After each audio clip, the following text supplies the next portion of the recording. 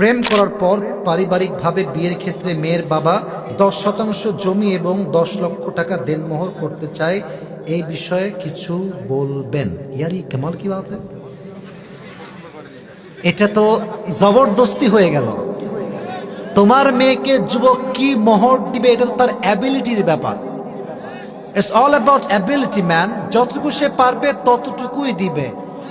এই মোহরকে বেশি করবার জন্য জেনা সহজ হয়ে গিয়েছে, বিয়ের মতো পবিত্র কাজ আজকে কঠিন হয়ে গিয়েছে। না তো আসতে ঠিক বলে তো করতে পারবো না, জোরে বলতে হবে কথা, ঠিক আছে যুবক ভাইয়া? এখন দেখেন একটা বিষয়, যখন আপনারা বিয়ে করবেন, এই যুবকেরা বিয়ালাত, be careful man, when you are going to get married, মাথায় রাখবা তোমার যে কাগজে তুমি লিখছো কয় টাকা মোহর দিবা, বাইরে একের পরে শূন্য একটু গুইনা রেখে দিও। মানে একটা শূন্য কম বেশি হলে কিন্তু 1 লাখ থেকে 10 লাখ হয়ে যাবে।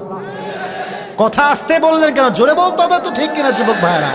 তো কি হবে জানো, তারা মেয়ে পক্ষ মনে করে যারে লাখ মোহর লিখে কাঁপায় দেয় একেবারে, 20 লাখ টাকা মোহর হবে, ও আমার মাইয়া সাইডে যাবে কোথায়? এটা জবরদস্তি চাপিয়ে দেওয়া। একজন যুবক 1 লাখ টাকা মোহর দিতে পারবে, এটা তার সামর্থ্যের বিষয়।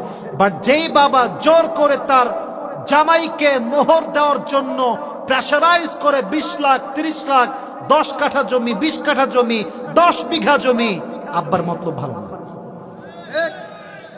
আব্বার মতলব ভালো না, মতলব ভালো না, আব্বার মতলব ভালো না। সে টাকা পয়সা দিয়ে ছেলেকে আটকাইতে চায়। মাথায় রাখবেন, টাকা দিয়ে যুবককে আটকানো যায় না।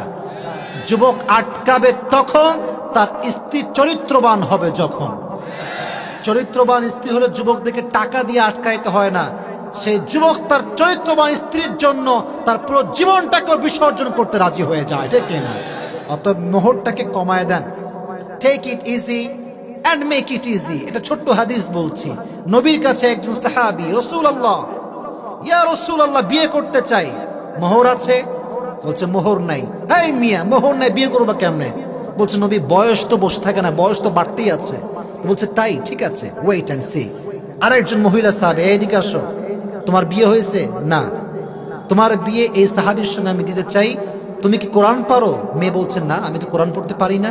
নবীজি বললেন, তুমি কোরআন পড়তে পারো না, তোমার স্বামী হি ক্যান রিসাইট দ্য কোরআন, যেহেতু তুমি কোরআন পড়তে পারো না, তোমাকে তার সঙ্গে বিয়ে দিয়ে দিলাম। তোমার স্বামী তোমাকে বিয়ের পরের দিন থেকে কোরআন শেখাবে, এটাই তোমার জন্য মোহর। Take it easy and make it easy man. যত সহজ করবেন এই দেশের মাটিতে জেনার সংখ্যা কমে যাবে, বিয়ের সংখ্যা বেড়ে যাবে, ঠিক কিনা বলেন? আল্লাহ এই মোহরের ফিতনার থেকে আমাদের সবাইকে হেফাজত করুক। সকলেই মন খুলে পড়া আমিন।